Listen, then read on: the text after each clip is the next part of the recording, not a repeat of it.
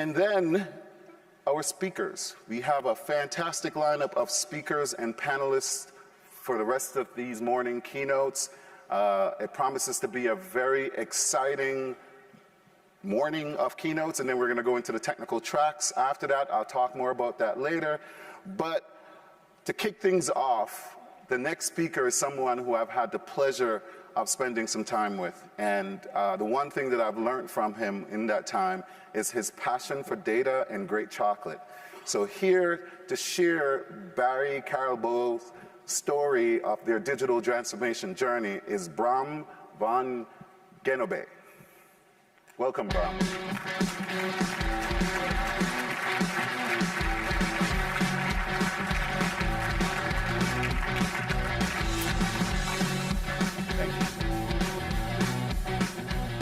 Thank you, Norton.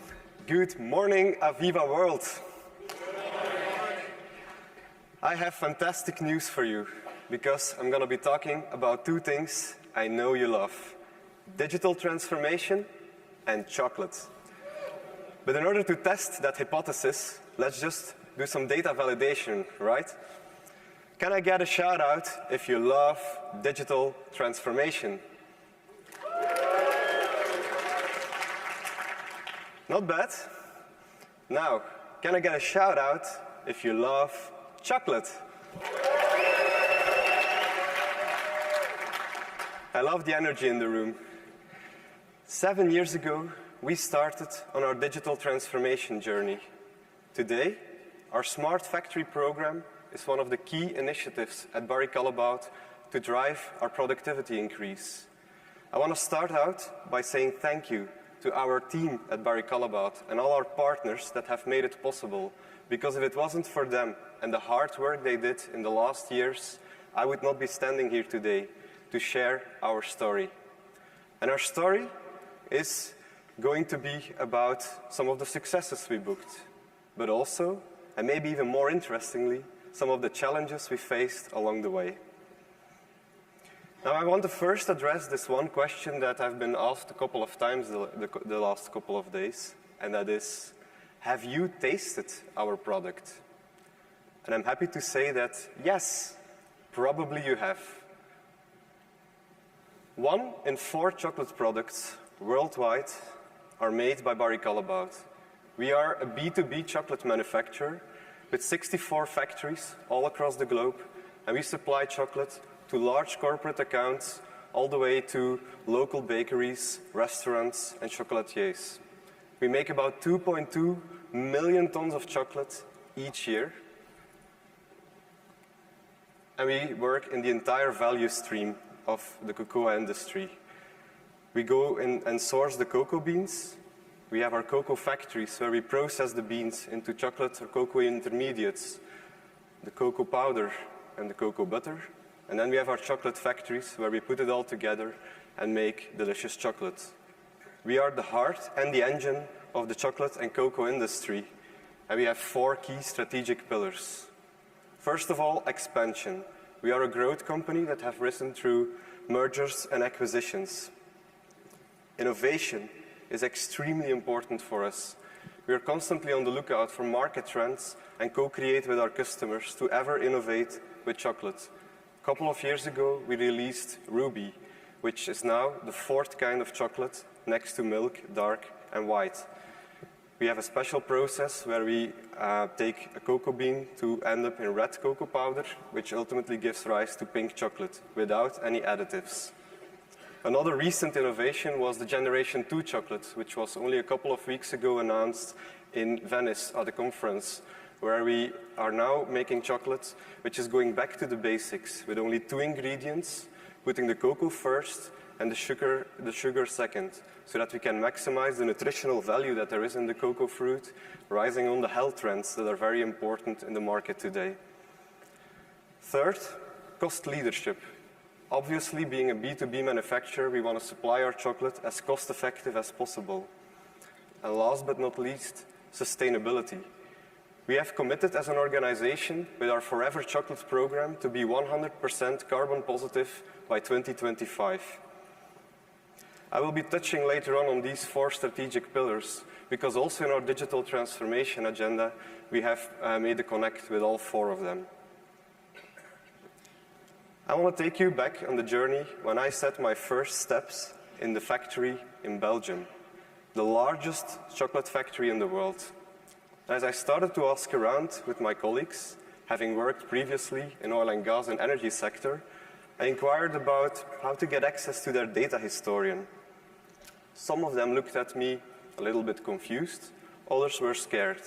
Eventually, I did find one maintenance manager who had a historian in the basement, but it wasn't really easy to access for our process engineers. They would go to the production lines and often take pictures or even manually write down how our machines were running. I felt a little bit like Charlie in the chocolate factory who had won the golden ticket, because I realized that under this data desert, there was a lot of chocolate data just waiting to be harvested. It is in this context that we started our first program. Back in autumn 2015, we got together some of our colleagues from around the world, different experts in various branches of our industry, and we launched our digital transformation project, where we selected a partner to begin.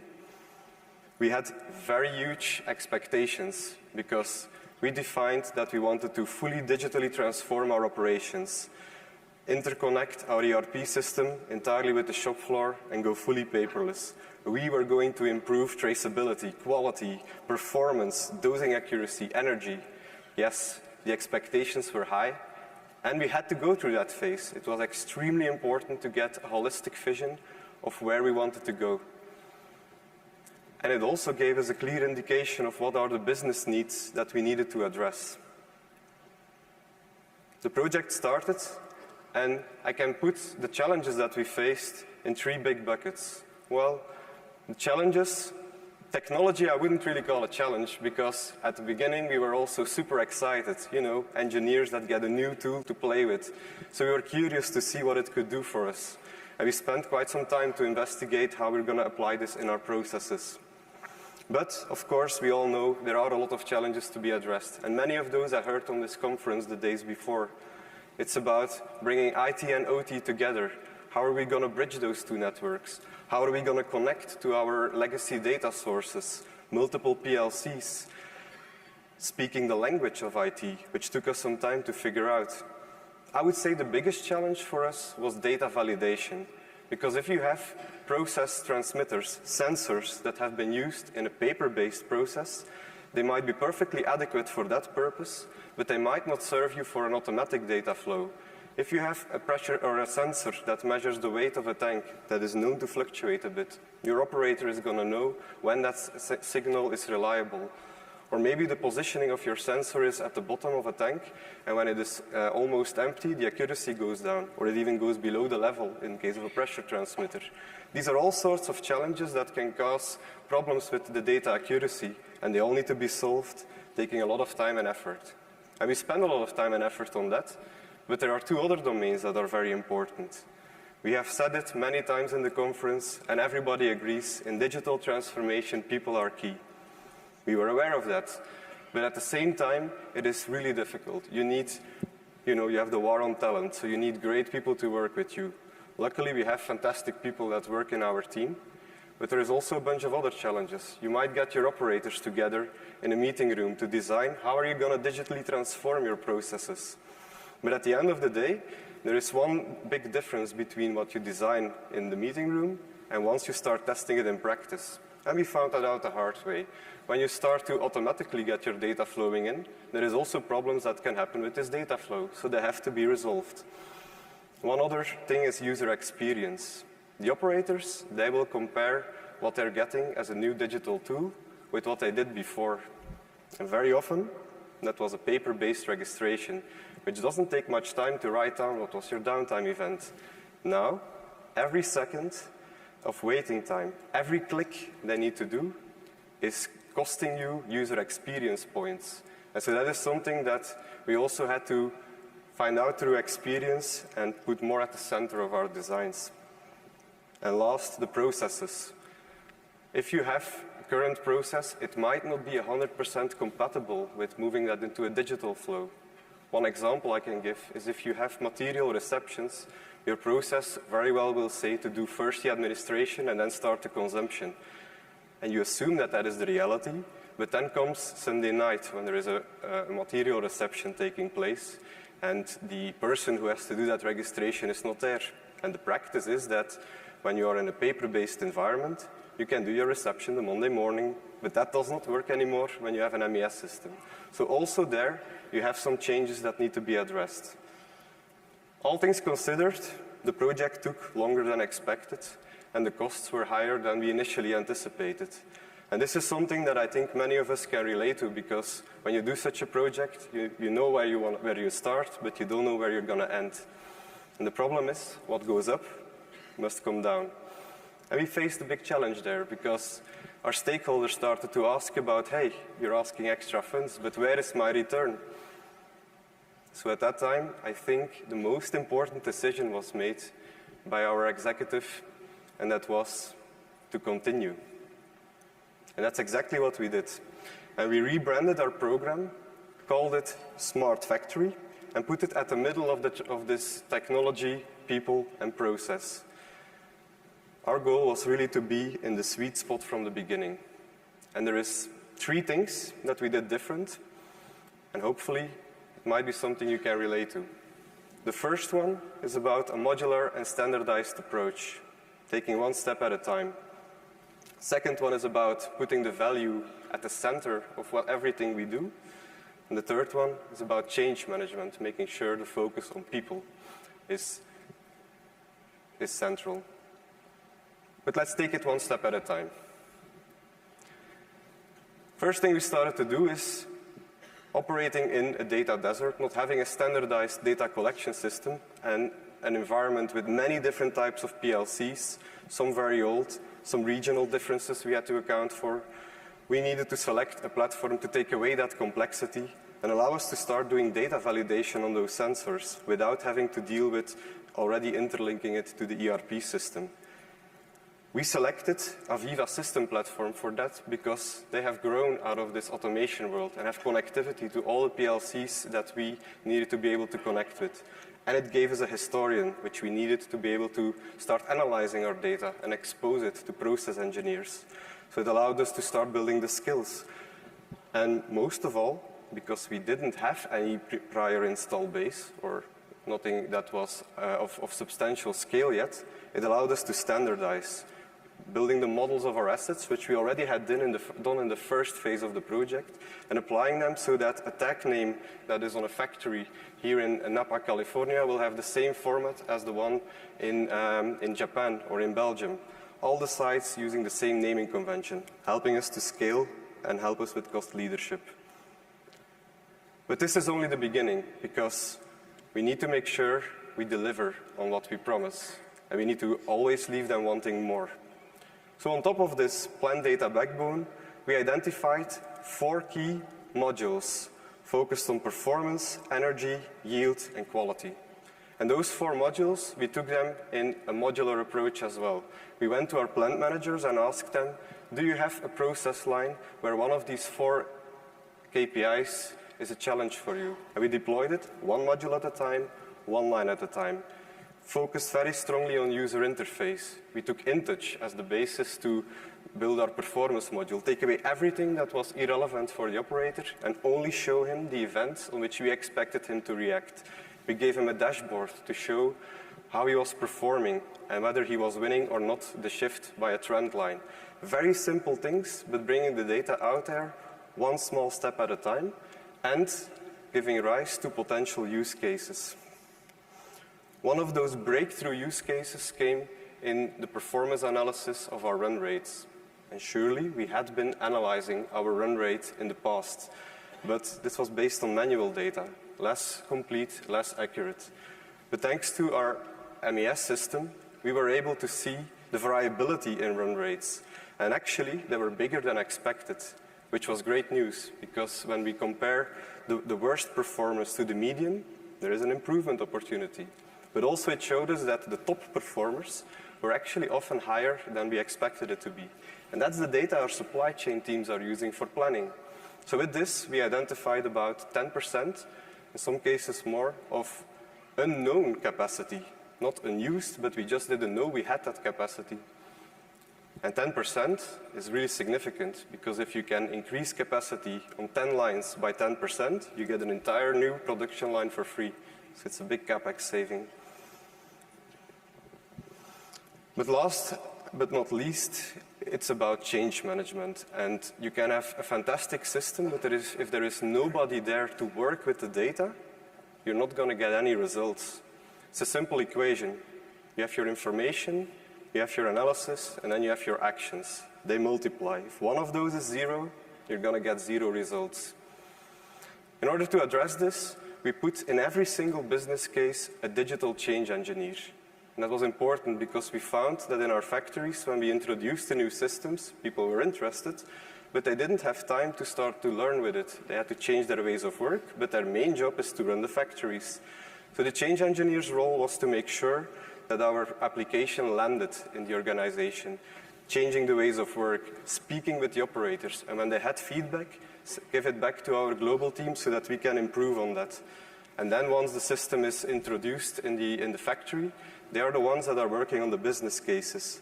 We tied them all together in a community, sharing the results on a team portal where every single business case that is achieved is published. For several reasons. If our exco is asking about business cases, we can use that repository to see which ones are the biggest ones. But it's also a huge sharing opportunity between sites when one site is successful, because we have the same database backbone everywhere. We might have developed a custom report for them to help deliver that improvement. And now we can, in a matter of minutes, send that report to all of our factories that are on this standardized template. And we put a function, corporate change lead, to tie it all together, to make sure people are talking together, to drive this community. And so this is something that really helped us a lot to make sure that we don't just put a tool in place, but we also provide the resources to make them land in the organization. So in summary, focus, value, and people are the core 3 things that we were working on. Right now, this MES Layer 1 and 2 solution is deployed in 40% of our factories, and we are aiming to have 100% deployment by the end of 2024. But there is more, because remember that initially we said we were going to fully go paperless and interconnect the ERP system. And so we redefined our strategy. We want to make sure that we go to fully autonomous production lines that are delivering 100% at the time golden batches, which means 0 quality defect and operating at max capacity. And this will help us with all of our strategic goals. It will work on this expansion through the capacity increase. We will improve our cost leadership by reducing downtime events and increasing the throughput of the production lines, reducing losses on material variation. And of course, sustainability, because if we get the energy data and we cross-reference that with our operational data, we find opportunities for savings. And all of it requires us to innovate, not just in our products, but also in how we run our processes, adding new sensors, camera vision, AI and machine learning to build predictive models. And that's exactly what we do with our goal to dramatically increase our productivity. We're going to do that in 2 main programs, which is all part of the Smart Factory umbrella. One is MES Layer 3, and the other is the Smart program. So first of all, the MES Layer 3 is bridging the gap with the ERP system. This is the one that will bring us fully paperless, and we have it currently operational on 2 factories, but it's still an old legacy template. We are working with the team of Aviva in Barn to revamp this model-driven MES solution and to use our installed base of Layer 1, 2. So it will be fully compatible with what we have been deploying on the other sites, leveraging the validation we have done on the data, so taking away some of the challenge in the technology sphere, and bringing it into giving us more time to focus on the people and the processes when implementing these solutions. And then, what I think is the most exciting part is our manufacturing intelligence program. And this is where we really go into leveraging all that data that we are collecting to build predictive models, to try and understand what affects our production. And we want to make sure we bring this to the shop floor in 3 steps. The first one is using our dashboards to show to an operator what should be the standard ranges in which they are operating in a digital way. Second step will be to use those predictive models to give them guidance when there is an optimization opportunity that exists. And the last step will be to use those to bring this in fully closed loop and optimize the lines in real time. And I want to conclude with the last example of this, or how we used to do that. Remember the data desert we had in Wiese? Well, 18 months after we started this project, we started to make a data dump of everything we had collected. And we analyzed about 5,000 process orders and went with the production teams to see, can we set an objective on one of the yields of the more expensive raw material components, and can we see if there is opportunities to optimize that? And starting to identify some technology partners for us to work with that, we identified 8 small actions we could do. Changes in the PLC sequence, some minor modifications that took a couple of minutes to adjust, and we achieved that objective, which created a willingness to invest in a data pipeline so that we are now sending our data into the cloud to accelerate this analysis. And on top of that, invest in additional sensors to gain even more insights. So far, that initial goal has been exceeded by 250%, and this is just on one line. The fact that we're rolling the standard solution out across our entire organization means that we can scale these insights in the next couple of years. And so this was the story that I wanted to share with you all. There is 3 things that we did to help us on our digital transformation journey. It's about the modularity, taking one step at a time and focusing. It's about value improvement, and it's about user centricity. And I want to end with asking you a question. What are the key takeaways and the learnings you got from your digital transformation journey? I'd be very interested to connect and learn from you all on how you are addressing this. And maybe we can learn from each other to spark each other's ingenuity. Thank you very much, and enjoy the rest of the conference.